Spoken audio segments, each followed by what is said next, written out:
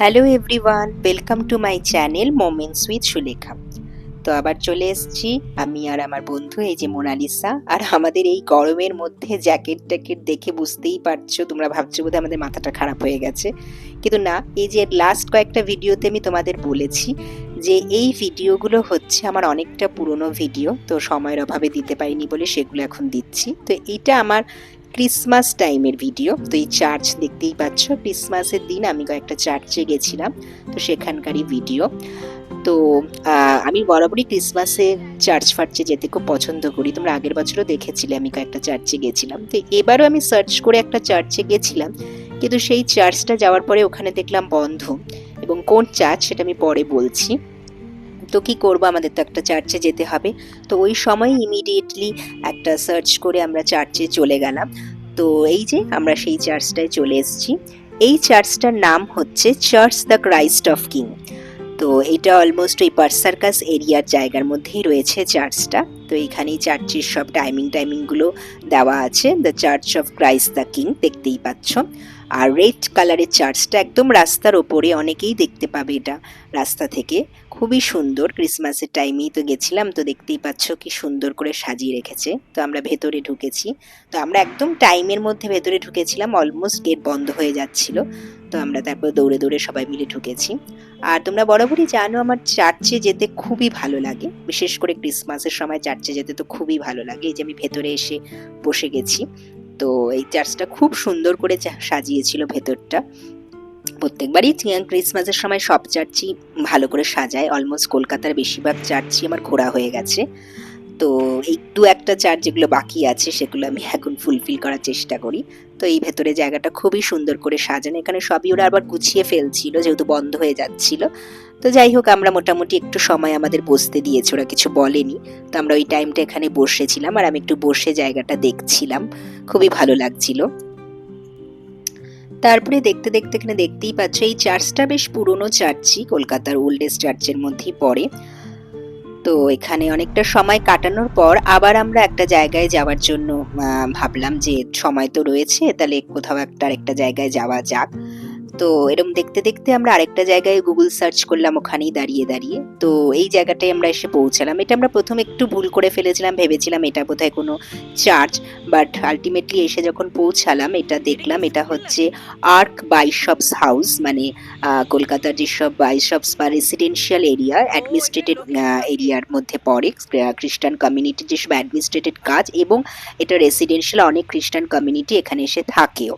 তো এই জায়গাটা কিন্তু খুবই সুন্দর দেখতে, জায়গাটা এতটাই সুন্দর, মানে আমরা চার্চ ভেবে ভুল করেছিলাম। তো ভেতরে তো ঢুকতে দেওয়ার অ্যালাউ নেই, কারণ এটা একটা রেসিডেন্সিয়াল এরিয়া, তো অবভিয়াসলি ঢুকতে দেবে না, কিন্তু খুবই সুন্দর লাগছিল এই জায়গাটা। তারপর ওখান থেকে হাঁটতে হাঁটতে আমরা ভাবলাম কি করব, একটু হাঁটি। হাঁটতে হাঁটতে হঠাৎ করে আমার চোখের সামনে যেটা পড়লো সেইটা হচ্ছে এই জায়গাটা, সাউথ পার্ক স্ট্রিট সিমেট্রি। এটা আমার বহুদিন ধরে যাওয়ার, এই জায়গাটা একটা বাকেট লিস্টে আমার ছিল। তো হঠাৎ করেই চোখে পড়ার পরে আমি মোনালিসাকে বললাম চলো চলো, এটাই আমার যাওয়ার ইচ্ছা আছে, এটাই যাব।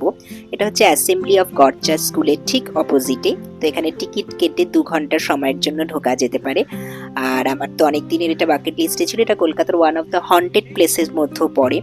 তো আমি সাদারিদি, এখানে প্রচুর সিনেমার শুটিং হয়েছে এবং প্রচুর পুরনো এই জায়গাটা। তো আমি আর মোনালিসা ঢুকে পড়লাম, আর অদ্ভুত সুন্দর জায়গাটা।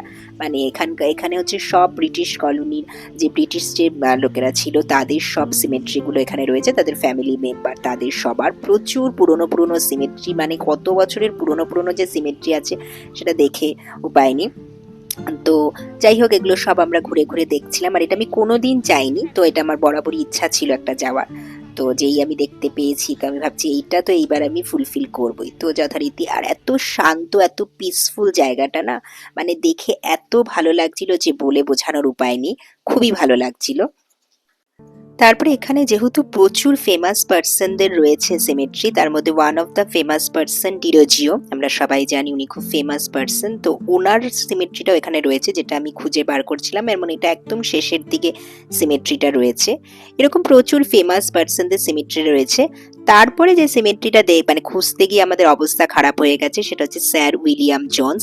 ওটাও খুব ফেমাস একটা সিমেট্রি, কিন্তু এটা একদম সামনেই ছিল আর আমরা দেখিনি। পুরো সিমেট্রি ঘুরে এসে তারপরে এই সিমেট্রিটা আমাদের নজরে পড়লো। তো এরকম অনেক ফেমাস ফেমাস পার্সনদের এখানে সিমেট্রি আছে। যাই হোক, এখান থেকে দেখে দেখে তারপরে আমরা চেষ্টা করলাম, এবার হচ্ছে খিদে তো পেয়ে গেছে প্রচুর, এবার ভাবছি তাহলে একটু খাওয়া দাওয়া তো করতে হবে। তো আমার খুব ধোসা খাওয়ার ইচ্ছা ছিল, তো চলে গেলাম এই জ্যোতি বিহার। এটাও একটু ওই পার্ক সার্কাস এলাকারই চারপাশের এলাকার মধ্যে, এগুলো সব 10 মিনিট 20 মিনিটের ডিস্টেন্সের মধ্যেই। তো এখানে চলে গেলাম ধোসা খেতে। তো আমরা ভেতরটায় ঢুকে পড়লাম, নিচটায় না বসে আমরা ভেতরে। তো প্রথমে আমরা মশলা ধোসা অর্ডার করেছিলাম, আর এই যে মশলা ধোসা এসে গেছে। আর দেখতে পাচ্ছ প্রচুর এর সাথে সাম্বার আর যে চাটনিটা সেটা প্রচুর দিয়েছে। তো আমরা বসে এখানে মশলা ধোসার জন্য ওয়েট করছিলাম। তো যাই হোক, মশলা ধোসাটা এসে গেছে, তো আমরা এখন খাবো। তো দেখতেই পাচ্ছ সাম্বার আর চাটনি প্রচুর দিয়েছে আর মশলা ধোসা, এবং মশলা ধোসাটা সত্যিই এখানে খেতে খুবই ভালো ছিল। তো আমার তো খুবই ভালো লেগেছে মশলাটা। আর পুরো জায়গাটাই তোমাদের রেস্টুরেন্টটা একটু দেখানোর চেষ্টা করছি। আমার রেস্টুরেন্টটা খুবই ভালো লেগেছে, ছিমছাম, নতুনত্ব, সুন্দর ছিল, কিন্তু অনেক পুরনো। কিন্তু মানে নতুনত্ব মানে দেখতে নতুনত্ব, কিন্তু পুরনো রেস্টুরেন্টটা অনেক। আর আমরা একটা দই বড়াও অর্ডার করে ফেলেছিলাম, তো সেটাও মোটামুটি খারাপ ছিল না। তো যে খিদে তো পেয়েছিল এতক্ষণ ধরে বিভিন্ন জায়গায় সার্চ করে করে ঘোরা, তো তার জন্য খিদে তো প্রচুর পেয়েছিল। আর আমার ধোসা খেতে বরাবরই খুব ভালো লাগে, আমি ভীষণ ধোসা পছন্দ করি। ধোসা, দই বড়া, এগুলো ফুডগুলো আমার খুব ভালো লাগে। তো যাই হোক, এখন আমি এখানে বসে আমরা এখন খাবো। আর এখানে বেশ স্টিলের গ্লাসে জল টল খেতে দিয়েছিল, তো এটা আমার বেশ ভালো লেগেছিল, একটু ডিফারেন্ট টাইপের। আর এই যে জানলার ধারটায় আমি বসেছিলাম, এই জায়গা থেকে কলকাতা শহরটাও দেখা যাচ্ছিল, এটাও মানে একটু ডিফারেন্ট টাইপের ছিল ব্যাটারটা, খুবই ভালো ছিল। তো যাই হোক, মোটামুটি খেলাম। তারপরে ওদের অনেক ধরনের ধোসার আইটেম আছে এবং সবই খুব পপুলার। তো ওরা বললো রাভা ধোসাটা খুব ভালো। তো তখন মোনালিসা বললো একটা রাভা ধোসাও খাবে, তো সেটা নিলাম, কিন্তু সেটা আমার খুব একটা ভালো লাগেনি রাভা ধোসাটা। যাই হোক, এটা খেয়ে মোটামুটি আমাদের খাওয়া হয়ে গেছে, এখন আমরা বেরিয়ে যাচ্ছি। তো মোটামুটি আজকে এই যা যা সার্চ করে করে ঘোরা হয়ে গেল, কিন্তু তোমাদের আরেকটা জায়গা এখনো নিয়ে যাওয়া বাকি আছে। সেটা হচ্ছে একদম প্রথমে বলেছিলাম একটা, যেখানে সার্চ করে যে চার্চটা আমি আসবো ভেবেছিলাম, যেটা বন্ধ ছিল প্রথমে, এবং তারপরেই যে এত সার্চ করে করে ঘোরা, এগুলো কিন্তু আমাদের লিস্টে ছিল না। অ্যাকচুয়ালি যে জায়গাটা লিস্টে ছিল সেই জায়গাটা বন্ধ ছিল সকালবেলা বলেই আমরা এইসব ঘুরে বেরিয়েছি। তো যাই হোক, এখন ঠিক করলাম যে ওই চার্চটা বিকেলবেলা বললে আবার খোলা থাকে, তো ভাবলাম যাই। তো এই যে চলে এসেছি আবার ট্যাংরাতে। এই জায়গাটা আবার এই সব পাশাপাশি এলাকায়। এই জায়গাটার নাম হচ্ছে অক্সিলিয়াম প্যারিস চার্চ। তো এইটাই আমি অ্যাকচুয়ালি সার্চ করেছিলাম এই বছর ক্রিসমাসে এই চার্চটা দেখবো বলে, কিন্তু আলটিমেটলি এটা বন্ধ ছিল সকালে বলে, তাই বাকি চার্চগুলো দেখা হয়ে গেল। ভালোই হলো, আরো কয়েকটা জায়গা দেখা হয়ে গেল। তো আলটিমেটলি বিকালে চলে এসেছি এই চার্চটা, এবং আসার পরে এখানে তো প্রচুর গান ফান হচ্ছিল, ভীষণ ভিড় ছিল এই চার্চটার মধ্যে। বিকালবেলার অনুষ্ঠানের সব ব্যাপার। আসলে এই চার্চটা সবাই বলছিল, সকালে যে এসেছিলাম, খুবই নাকি ভেতরটা সুন্দর দেখতে, এবং এই প্যারিসের চার্চের সাথে অনেকটা সিমিলারিটিস আছে বলে। তখন আমি ভাবলাম ঠিক আছে, চলো এসছি যখন আবার এই চার্চটার একবার দেখেই যাই। আর রাস্তার যেহেতু বেশিক্ষণ দূরত্বের নয় বাকিগুলোর সাথে, 10-15 মিনিটেরই দূরত্ব, তো কি আছে একটু দেখে গেলে কোনো অসুবিধা নেই।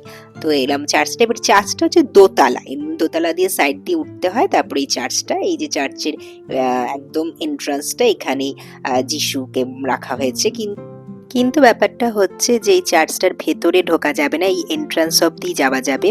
তাতে ওরা বলল যে এই ক্রিসমাসের টাইমে প্রচুর ভিড় হয়, তাই জন্য ওদের সামলাতে একটু অসুবিধা হয় বলে ওরা ওই ভেতরটার এন্ট্রান্সটা বন্ধ রাখে ক্রিসমাসের টাইমটা, এই সামনেটাই দরজাটা। তো ওটাতে একটু মনটা খারাপ হয়ে গেল, কারণ ভেতরটা আমার যাওয়ার খুব ইচ্ছা ছিল, ওই প্রেয়ারের প্লেসটা। তো কি আর করা যাবে, যাই হোক মোটামুটি সামনেটা তো দেখলাম। আর এখানে পাশেও প্রচুর বড় মাঠ আছে, যেটা কিনা দেখা, ওখানে প্রচুর মেলা টাইপের করা হয়েছে, খুবই সুন্দর।